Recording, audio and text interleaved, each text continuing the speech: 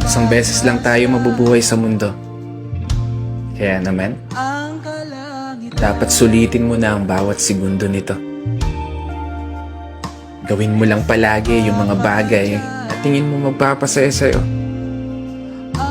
Puntahan yung mga lugar na gusto makita ng mga mata mo. Kasi isang beses lang, oo, isang beses lang, tayo may pagkakataon dumaan sa kalsada ng buhay na hindi mo na mababalikan. Dahil habang tumatanda tayo, meron tayong isang bagay na malimit na kakaligtaan. Yun ay maglaan ng oras para sa sarili nating kaligayahan. Kasi karamihan sa atin, puro trabaho na lamang nasa isip. Sa pagtulog na lang dinadaan yung pahinga habang namamasyal sa panaginip. At paggising, trabaho ulit hanggang sa hindi mo na magawang masulit kahit man lang saglit. Yung oras na kay bilis pumipihit. Pero hindi ko sinasabi na huwag ka na magtrabaho. Gusto ko lang ipaalala sa'yo, ipaalala sa sarili ko,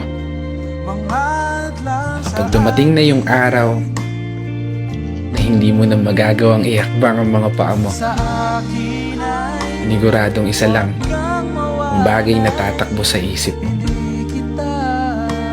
Sana pala ginawa ko na yung mga bagay na gusto ko. Sana pala sinulit ko na yung mga oras na meron ako. Kaya hindi pa huli, may pagkakataon ka pa. Hanggat hindi nagpaparamdam si Lord, wala ka pang dapat ipag-alala. Hanggat hindi ka pa tumatago sa pintuan, wala kang dapat ipangamba. Dahil hanggat humihinga ka, magagawa mo pa. Gawin lahat ng mga bagay na gusto mo, basta masaya ka. Walang makakapigil sa'yo. Buhay mo yan. Kaya kung umabot ka hanggang dito at patuloy na nakikinig, maraming salamat. Dahil gaya mo, ginagawa ko lang din kung ano yung pangarap ko. Minsan ako masaya.